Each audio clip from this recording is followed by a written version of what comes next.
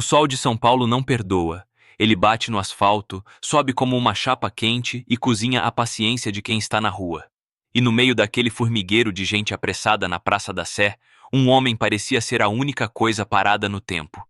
Um senhor, que a gente vai chamar de Antônio, de uns 70 e poucos anos, com a pele curtida por sóis como aquele. Na sua frente, uma caixa de isopor surrada guardava o seu tesouro e o seu sustento. Paçocas, pés de moleque, cocadas. Doces simples, que a cidade grande parecia ter esquecido o gosto. Ninguém parava. As pessoas desviavam, olhavam o celular, fingiam não ver. Um grupo de jovens passou rindo, um deles apontou. "Olha lá, o Museu do Doce!" Antônio abaixou a cabeça. A humilhação era mais uma camada de calor naquele dia infernal. Ele não estava ali por esporte. Cada moeda que não entrava era um soco no estômago, um lembrete do seu fracasso. A sua dignidade estava sendo vendida a granel, e ninguém parecia querer comprar. De longe, sentado num banco de praça, uma figura observava tudo. Boné enterrado na cabeça, óculos escuros que escondiam o olhar. Uma postura relaxada que não combinava com a urgência da cidade. Ele via cada desvio, cada olhar de desprezo. Via a mão trêmula de seu Antônio ao ajeitar os doces que ninguém queria. Via a sombra dos fiscais da prefeitura, o famoso Rapa, rondando a praça como abutres, prontos para levar a mercadoria de quem não tinha licença. E ele sabia, só de olhar, que seu Antônio não tinha. O velho ambulante representava uma ilegalidade frágil, uma teimosia em existir num sistema que preferia que ele não existisse. A figura no banco ajeitou o boné. Não se moveu. Apenas continuou a observar, como um diretor de cinema estudando uma cena antes de gritar ação. Ninguém o notou. Para todos, ele era só mais um na multidão, um anônimo. A tensão aumentou quando os fiscais se aproximaram de um camelô que vendia meias. A gritaria, o choro, a mercadoria jogada no chão. A cena era um ensaio do que poderia acontecer com seu Antônio a qualquer momento. O velho encolheu os ombros, tentando se fazer invisível. Um truque impossível para quem carrega a própria casa nas costas. Ele olhou para o céu, uma prece silenciosa nos lábios. Não por um milagre, mas talvez por um pouco de misericórdia. Que o deixassem terminar o dia. Só aquele dia. O homem no banco viu a prece, viu o medo nos olhos do velho. Ele se inclinou para a frente, os cotovelos nos joelhos, ainda imóvel, mas agora sua quietude tinha um peso diferente. Era a calmaria que precede a tempestade. Ele via o tabuleiro de xadrez daquela praça, os peões apressados, os bispos da lei e um rei encurralado, prestes a levar o xeque-mate. E ele, quem era ele naquele jogo? Um observador? Ou uma peça que ainda não tinha se movido? O sol começou a baixar, tingindo o céu de laranja e roxo. O calor diminuiu, mas o desespero de seu Antônio não. Ele não tinha vendido quase nada. O isopor continuava pesado, mas era a sua alma que doía com o peso do fracasso. Ele se sentou no chão, exausto, a cabeça entre as mãos. A derrota era uma coisa física, uma dor nas costas, um gosto amargo na boca. Ele pensou em desistir, em ir para casa com a caixa e o coração igualmente cheios. Mas desistir não era uma opção.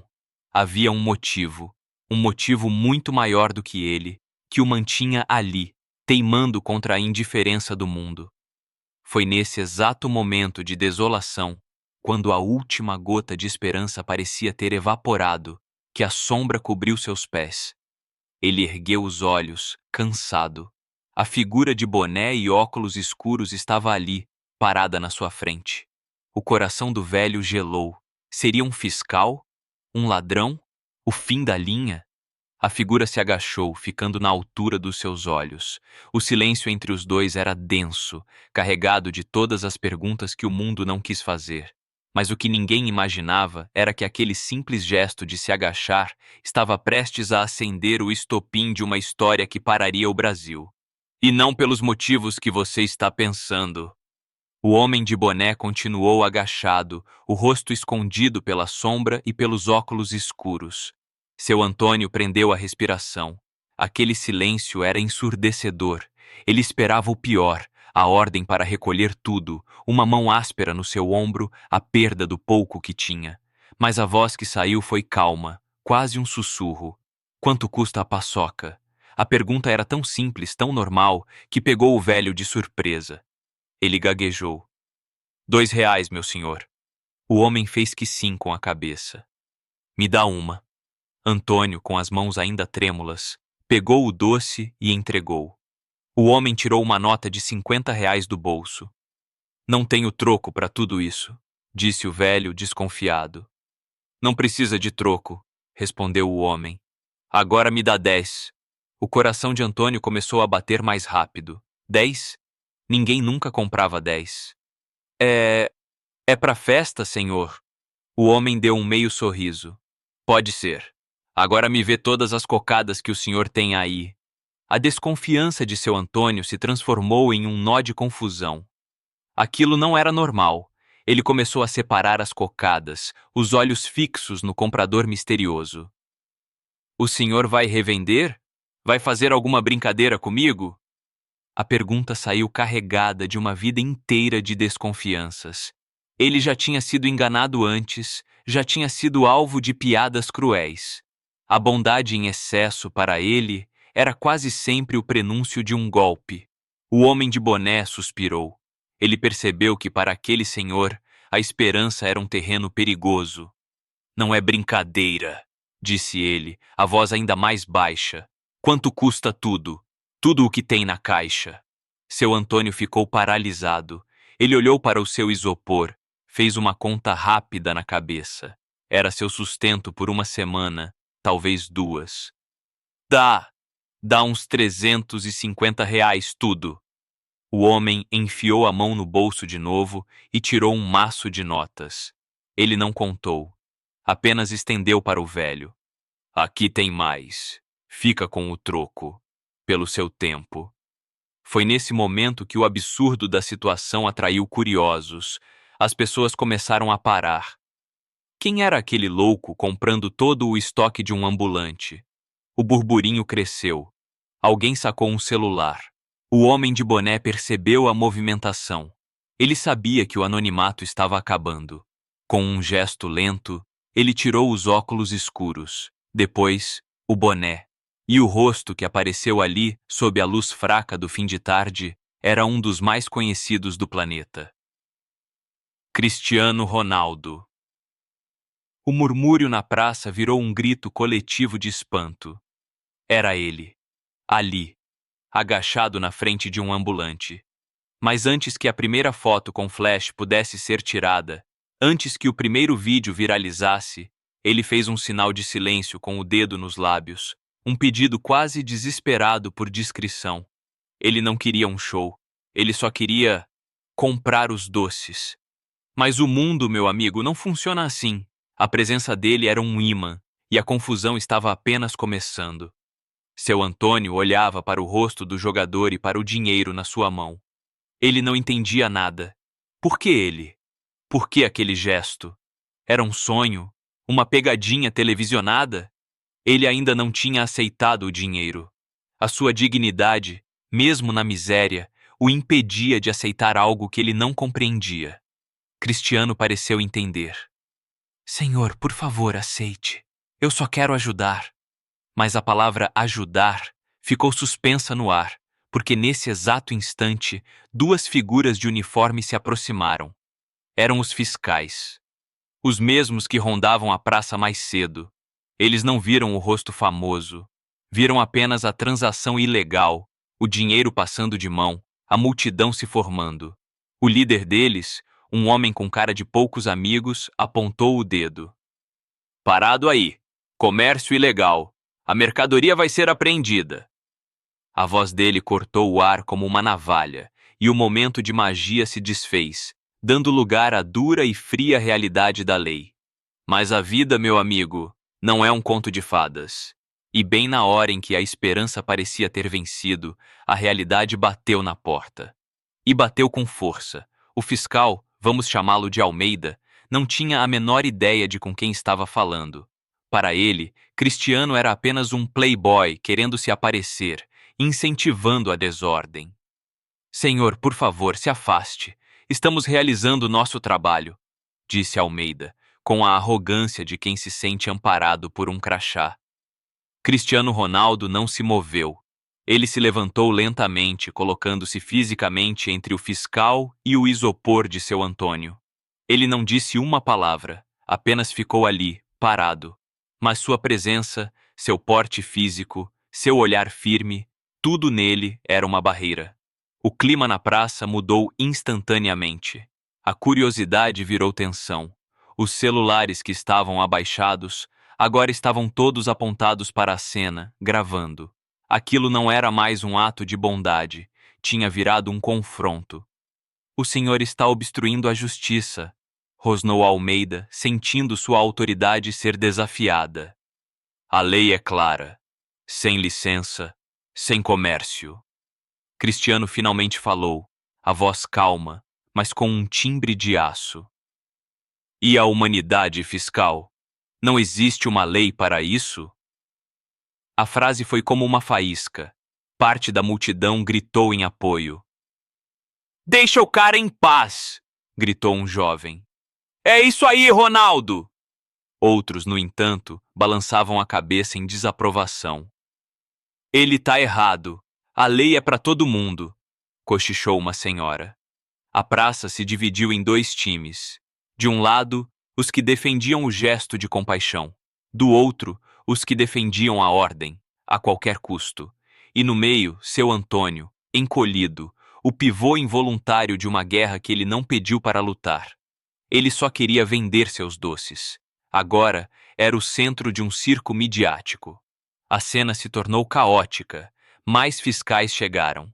A imprensa, farejando a notícia, apareceu com câmeras e microfones. Em questão de minutos, a história explodiu na internet. Mas, como sempre acontece, ela explodiu de forma distorcida. As primeiras manchetes eram sensacionalistas. Cristiano Ronaldo agride fiscais para defender comércio ilegal. CR7 causa tumulto no centro de São Paulo. Fotos tiradas de ângulos ruins faziam parecer que ele estava sendo agressivo. Vídeos editados cortavam sua fala calma e mostravam apenas a reação irritada do fiscal. A máquina de fake news começou a moer a realidade, transformando um ato de bondade em um crime. Nas redes sociais, a guerra era ainda mais brutal. Ídolo arrogante que se acha acima da lei. Demagogo, só quer marketing. Do outro lado, a defesa. Herói, o único que olhou para o mais fraco. O Brasil precisa de mais gente como ele. E Cristiano. No meio do furacão, ele fez algo inesperado. Ele se calou. Depois daquela única frase, ele não disse mais nada. Ele pegou o dinheiro, colocou de volta no bolso de seu Antônio, fechou o bolso do velho e o ajudou a se levantar. Deu as costas para os fiscais, para as câmeras, para a multidão. Pegou na mão de seu Antônio e começou a andar simplesmente. A multidão abriu um corredor. Os fiscais, atônitos com a audácia, não souberam como reagir. Apreender a mercadoria era uma coisa. Prender Cristiano Ronaldo por resgate de um ambulante era outra, completamente diferente. O silêncio dele era uma arma poderosa. Sem declarações, sem justificativas, ele deixava o mundo inteiro especulando. Por que ele fez aquilo? Por que o silêncio? Havia algo mais por trás daquele gesto? A falta de respostas alimentava o mistério, e o mistério alimentava a polêmica. Ele não estava apenas comprando doces. Ele estava comprando uma briga, mas uma briga silenciosa. E essas são sempre as mais perigosas. Enquanto o Brasil brigava para decidir se Ronaldo era herói ou vilão, a verdadeira chave de todo esse quebra-cabeça estava guardada num quarto de hospital, silenciosa, lutando pela vida. E o nome dela era Sofia. A poeira do confronto na praça mal havia baixado, e o tribunal da internet já dava seu veredito. Cristiano Ronaldo era, para muitos, um fora da lei. Mas a verdade, como sempre, era mais complexa e dolorosa do que um tweet de 280 caracteres poderia conter. A história mudou de rumo na manhã seguinte, não por uma coletiva de imprensa do jogador, mas por uma matéria discreta, publicada por uma jornalista investigativa que decidiu ir além da confusão. Ela não focou em Ronaldo, focou em seu Antônio. E o que ela descobriu mudou tudo. Seu Antônio não era apenas um ambulante tentando sobreviver, ele era um avô em uma missão desesperada. Sua neta, Sofia, de apenas 7 anos, estava internada na UTI de um hospital público, lutando contra uma doença autoimune rara e agressiva. O tratamento era caríssimo e o SUS, sobrecarregado, não cobria a medicação de urgência. Cada paçoca que seu Antônio tentava vender era uma gota de esperança num oceano de desespero. O dinheiro não era para ele, era para manter a neta viva. E a revelação mais chocante veio em seguida. Cristiano Ronaldo sabia de tudo. A jornalista descobriu que o elo entre o jogador e o ambulante era um antigo funcionário do Corinthians, um massagista que trabalhou no clube na época da passagem de Ronaldo pelo Brasil. Esse massagista era vizinho e amigo de seu Antônio. Vendo o desespero do amigo, ele usou o único contato poderoso que tinha na vida. Enviou uma mensagem tímida, sem esperar resposta, contando a história de Sofia. Ronaldo não só respondeu, como pediu para que o amigo o levasse até a praça, discretamente. Ele não queria publicidade. Ele queria ver com os próprios olhos. O que ele viu foi a humilhação, a invisibilidade. E ele decidiu agir. A compra de todo o estoque não foi um impulso. Foi um plano. Um gesto calculado para dar a seu Antônio não apenas o dinheiro, mas a dignidade de senti-lo ganho com o suor do seu rosto. Era uma ajuda disfarçada de compra. A notícia caiu como uma bomba. A opinião pública virou 180 graus. Os que o criticavam agora o exaltavam. A história de Sofia emocionou o Brasil. Uma onda de solidariedade se formou. Doações começaram a chegar ao hospital. Parecia o final feliz de um filme. O craque de bom coração, a menina doente, a corrente do bem. Mas a realidade, mais uma vez, provou ser mais cruel que a ficção. Com o dinheiro doado por Ronaldo e pela população, o tratamento de Sofia finalmente pôde começar. Mas então, algo estranho aconteceu. Um dos medicamentos mais caros, que deveria durar uma semana, acabou em 2 dias. O hospital alegou um erro de cálculo. Na semana seguinte, parte do dinheiro depositado na conta de doações desapareceu misteriosamente. Uma falha no sistema, segundo a da administração. A verdade era um câncer muito mais difícil de tratar: a corrupção. Alguém dentro do hospital estava desviando o dinheiro destinado a salvar a vida de uma criança. Quando Ronaldo soube disso, através do seu amigo massagista, a sua calma se transformou em uma fúria fria. Ele tinha enfrentado a indiferença, a burocracia, a mídia.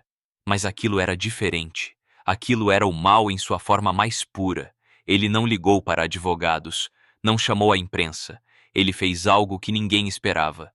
Naquela mesma noite, ele foi até o hospital. Sozinho. Entrou pela porta dos fundos, sem ser anunciado.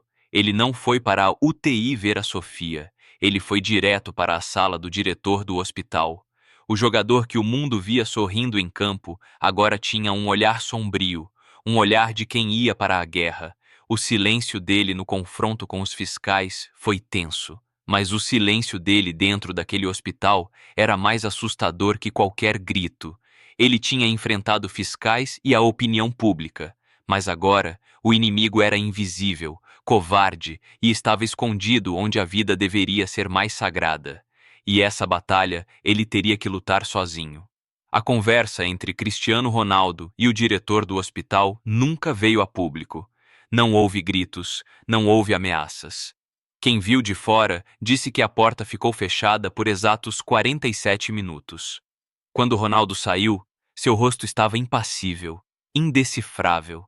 O diretor, um homem conhecido por sua postura arrogante, estava pálido, com a camisa social amassada, como se tivesse envelhecido 10 anos. No dia seguinte, ele pediu um afastamento por motivos de saúde.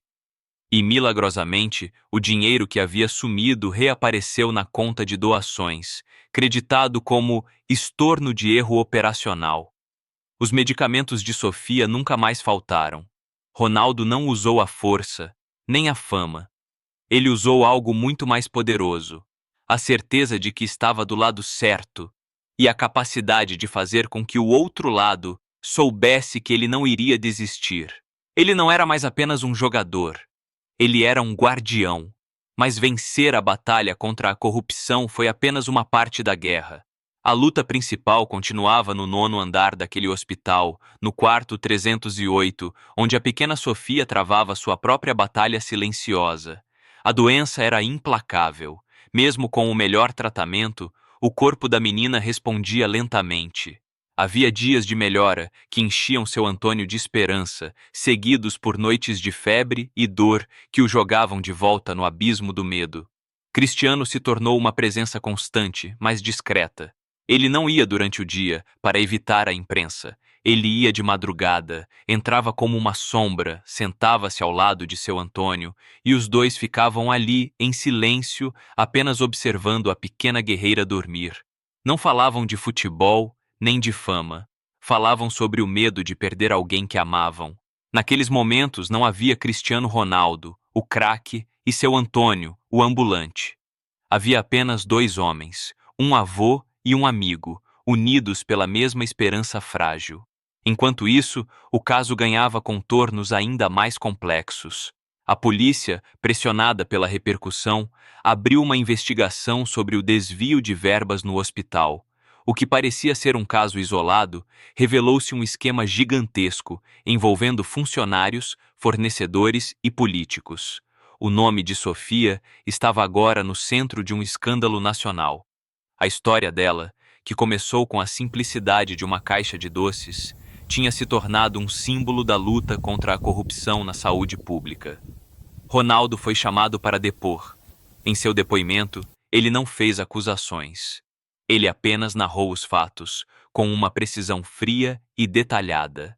Ele apresentou extratos, datas, nomes. Ele não era uma testemunha emocional. Era uma força da natureza, irrefutável. Sua participação transformou a investigação. Pessoas que antes tinham medo de falar, agora se sentiam encorajadas a denunciar. A queda de um simples diretor de hospital foi só o começo. Um castelo de cartas podre começou a desmoronar. Porém, uma nova camada de mistério surgiu. Durante a investigação, a polícia descobriu que a falha no sistema que desviou o dinheiro de Sofia era um método recorrente, mas que nunca havia sido usado em valores tão baixos. O alvo dos criminosos eram sempre grandes licitações, verbas milionárias. Por que arriscar um esquema sofisticado por alguns milhares de reais de uma campanha de doação? Um detetive mais experiente levantou uma hipótese assustadora. E se o roubo não foi pelo dinheiro? E se o objetivo fosse outro? E se alguém quisesse, propositalmente, sabotar o tratamento de Sofia?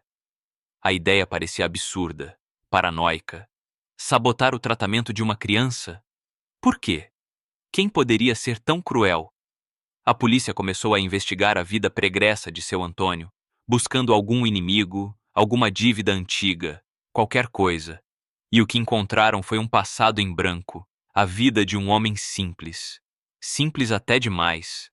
Quase como se ele não existisse antes de aparecer naquela praça. O dinheiro foi recuperado, a justiça começou a ser feita, mas no nono andar daquele hospital, a batalha mais importante de todas ainda não tinha um vencedor. E o placar estava contra nós. O fim da história não foi o que o Brasil esperava. Não houve um milagre de última hora. Não houve a cena de filme em que a criança abre os olhos e sorri. A realidade, mais uma vez, foi implacável. Depois de semanas de luta, com o país inteiro em vigília, o pequeno coração de Sofia parou de bater. A notícia foi um soco no estômago da nação. A menina que uniu o Brasil em solidariedade, que se tornou o rosto da luta contra a corrupção, não resistiu. O sentimento de derrota foi coletivo. De que adiantou a fama, o dinheiro, a comoção, se a vida não pôde ser salva? Aquele final não era justo. mas a vida raramente é. O enterro foi discreto, apenas para a família e amigos próximos. Cristiano estava lá. Ele não usava óculos escuros. Pela primeira vez, ele deixou o mundo ver a sua dor. Ele não chorou. Apenas ficou ao lado de seu Antônio, a mão no ombro do velho, um pilar silencioso em meio à tempestade de tristeza. A morte de Sofia, no entanto, não foi em vão. A revolta e a dor se transformaram em ação. Inspirados pela história, cidadãos de todo o país criaram o Fundo Sofia, uma organização para ajudar a custear tratamentos de crianças com doenças raras. Ronaldo fez a primeira e maior doação, mas a força do movimento veio de milhares de pessoas comuns, doando o pouco que podiam. O gesto de Ronaldo na praça foi a semente, mas a floresta de solidariedade que cresceu depois foi obra de um povo inteiro. A investigação sobre a corrupção no hospital, impulsionada pelo caso, resultou na prisão de mais de 10 pessoas, incluindo políticos influentes. O nome de Sofia se tornou sinônimo de justiça. Ela não sobreviveu para ver, mas sua breve passagem pela Terra limpou um pouco da sujeira do mundo. E aqui, a história poderia terminar. Um final triste, porém com um legado de esperança. Mas há um último mistério. Uma semana após o enterro da neta, seu Antônio desapareceu. Simplesmente sumiu. Ninguém o viu sair de casa. Seus vizinhos, incluindo o amigo massagista, não tinham ideia de onde ele poderia ter ido. Ele não deixou bilhete, não levou nada. Apenas a caixa de isopor vazia ficou para trás. A polícia o procurou, mas não encontrou nenhum rastro. Cristiano Ronaldo, devastado pela notícia, contratou os melhores investigadores particulares do país. Nada. Era como se seu Antônio tivesse evaporado. E então, a dúvida que a polícia plantou voltou com força total. Quem era de verdade aquele homem? Seria ele apenas um avô desafortunado que o destino colocou no caminho de um craque? Ou haveria algo mais? A hipótese de que o tratamento de Sofia foi sabotado nunca foi provada, mas também nunca foi descartada, e o desaparecimento do avô, a única testemunha-chave, deixou uma interrogação eterna no ar. Anos se passaram. Cristiano Ronaldo nunca mais falou publicamente sobre o assunto, mas quem o conhece diz que aquele episódio o mudou para sempre. Ele continuou seu trabalho de caridade, mas com um olhar diferente, mais ciente da complexidade e da escuridão que às vezes se escondem por trás do sofrimento. A história de seu Antônio e Sofia virou uma lenda urbana. Alguns dizem que ele era um anjo. Outros, que era alguém fugindo de um passado perigoso e que a exposição o forçou a sumir. A verdade, talvez, nunca saberemos. O que sabemos é o que ficou. A imagem de um dos maiores atletas da história, agachado no chão de uma praça, olhando nos olhos de um homem que o mundo se recusava a ver. Um gesto que começou com a intenção de comprar doces e terminou expondo o melhor e o pior da natureza humana. E você, ao ver um homem como seu Antônio na rua, você desvia o olhar ou se pergunta qual história ele carrega? Você teria a coragem de enfrentar a lei, a opinião pública e um sistema inteiro para fazer o que acredita ser certo? Ou deixaria passar por medo de se envolver? A empatia não precisa de um holofote, só precisa de um primeiro passo. Qual será o seu? Tem histórias que a gente ouve e que são como uma pedra jogada num lago. A história em si é a pedra, o impacto inicial. Mas o que realmente importa são as ondas que ela cria, que continuam se movendo muito tempo depois que a pedra já chegou ao fundo. A história de Cristiano Ronaldo, seu Antônio e a pequena Sofia é uma dessas. Quando a gente termina de ouvir, não fica um sentimento de que legal ou que triste. Fica um silêncio, um nó na garganta. Fica um eco que pergunta: e eu? O que eu tenho a ver com tudo isso? A resposta, meu amigo, minha amiga, é tudo. Nós temos tudo a ver com isso, porque essa não é uma história sobre um jogador de futebol famoso, é uma história sobre o espelho. Um espelho que foi colocado na nossa frente e que nos obriga a enxergar o que a gente se esforça tanto para não ver todos os dias. A primeira onda, a mais forte, é a da invisibilidade. Vamos ser honestos. Quantos seu Antônio existem na sua cidade? Quantos homens e mulheres se levantam antes do sol, carregam seus isopores, suas caixas, suas esperanças e se postam numa esquina, numa praça, num semáforo e se tornam parte da paisagem? Eles estão ali, mas a gente não os vê. A gente desvia o olhar, aumenta o volume do fone de ouvido, finge que está digitando uma mensagem urgente. A gente os torna invisíveis porque a presença deles nos incomoda. Incomoda porque nos lembra da nossa própria fragilidade, da desigualdade que a gente aceita como normal, da loteria cruel que é a vida. O primeiro gesto de Ronaldo, o mais poderoso de todos, não foi comprar os doces, foi se agachar. No momento em que ele se agachou, ele quebrou o feitiço da invisibilidade. Ele desceu do pedestal de ídolo mundial e se colocou no mesmo nível de um homem que a sociedade tinha jogado no chão.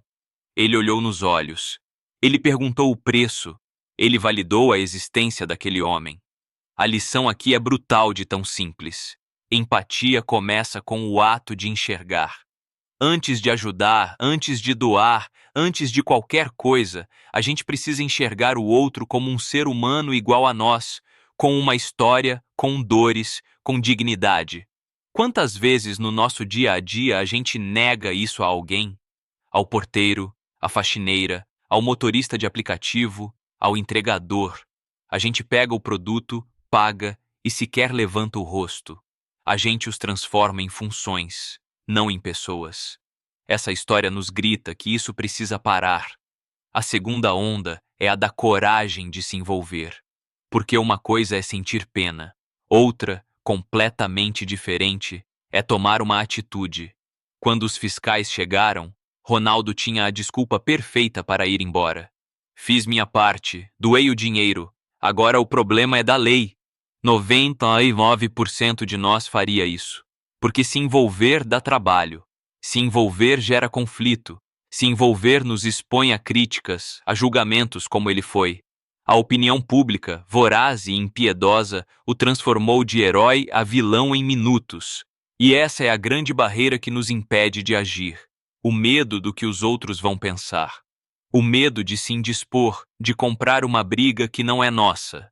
Mas a história mostra que não existe briga que não é nossa, quando a injustiça está acontecendo na nossa frente.